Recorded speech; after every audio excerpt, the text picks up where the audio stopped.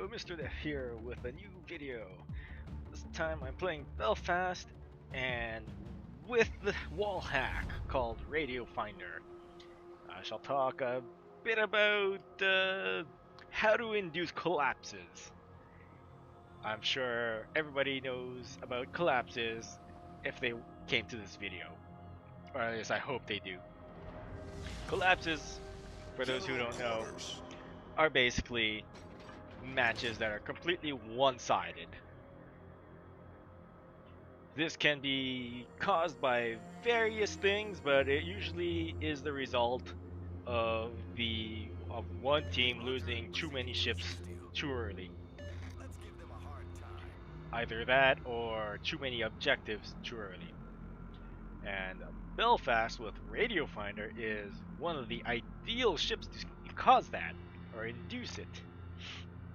Induce it in my favor. So, this match, let's see. It is a tier 7 match. Half and half, I would say. Mostly tier 7s. Yeah, it's half and half. Half of it tier 7s, half of it tier 5s. But the important part is they have one extra destroyer. Two of them, which are kind of annoying, the Grimyashi and the Minikaze. The Mutsuki is also somewhat annoying, but not a huge issue. Our team has T-22, which is a pile of shit DD, honestly. No offense meant to the player playing it, it's just a bad ship. Minikaze, which is equalizes a bit, and the Podvosky, which I'm not even sure what a Podvosky is. It's a Russian ship with guns. It's not as good as Grimyashi, is what I think. Minikaze there. I'm spotted. Not a huge issue. I just slow down. Oh, I also ran into this cat because I know if their ships don't have a whole lot of firepower to nuke me. Had they had something like a New Mexico or an Arizona, I would not have done this because there's just way too much firepower. And I would just be deleted by one shot. So, that's one destroyer down. See? Off to a great start. I see there's smoke in front of me as well, which means there's another destroyer there.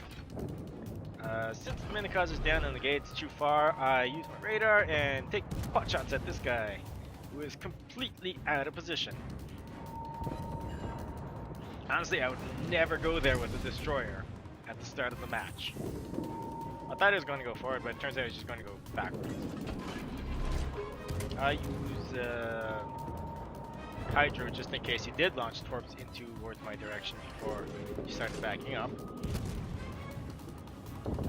But turns out it was all waste of a consumable. Either way, he's dead. Well, that's two of their destroyers down. We have a cap. They are still capping. And we have complete control over Bravo right now. We just have to cap it.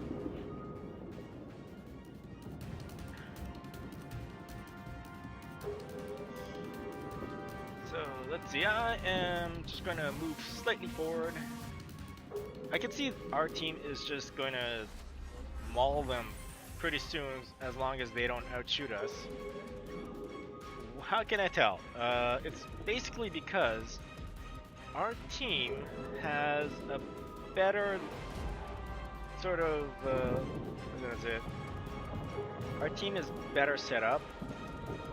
Like we have the Minikaze flanking off toward the corner there. And the Grimyashi is spotted. Minikaze versus Grimyashi, it's not really a fair fight. But it does deter him from doing anything effective. I was trying to use this friendly destroyer smoke, but it turns out it was just not enough time. Not a huge issue, still cap it. Everybody else is out of the way. My radio finder tells me that there's a destroyer really close. And I got spotted, but my radar was still on cooldown. Which means he does have a chance of torping me. But I think he ran. all honestly, I should have just not shot my guns to increase my detection range, but it's not a huge issue as it turns out. So you see my radio finder pointing off a bit to the right. It's now pointing at the Congo.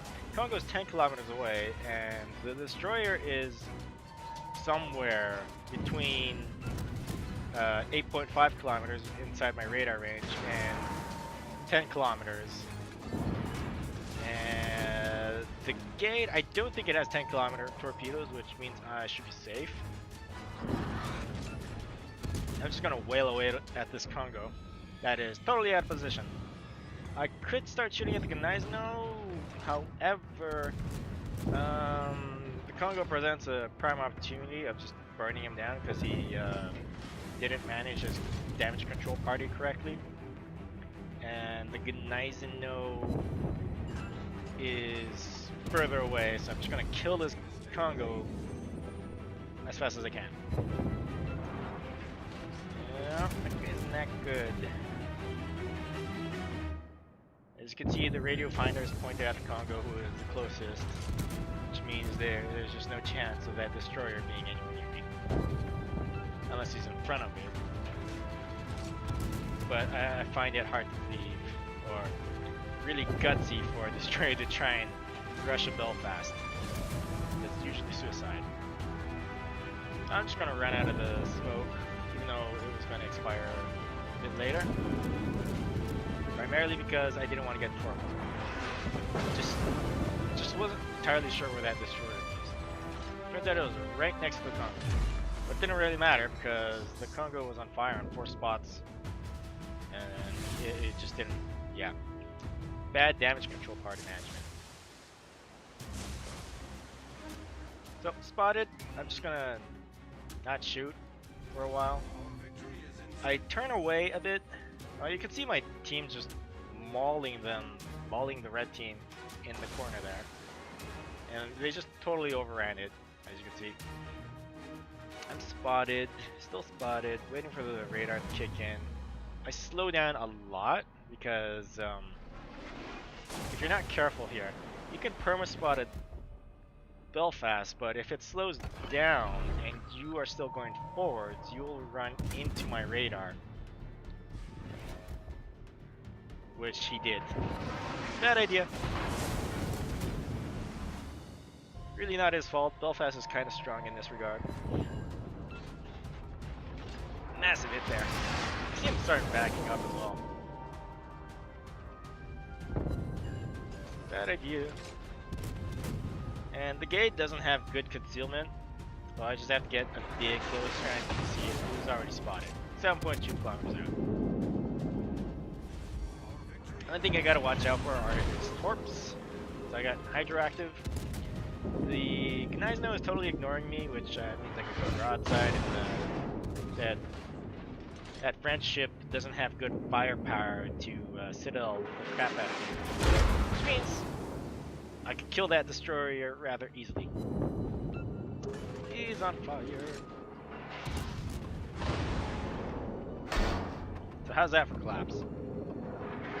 Their destroyers were completely ineffective. In fact, I killed 3 of them. Or at least I killed 2 of them and then caused one of them to die a horrible death. I botched my smoke here, but it doesn't really matter anymore at this point because my team is just going to completely overrun them. Yeah, that's right. It was, yeah. Didn't buy him dinner. Unfortunate.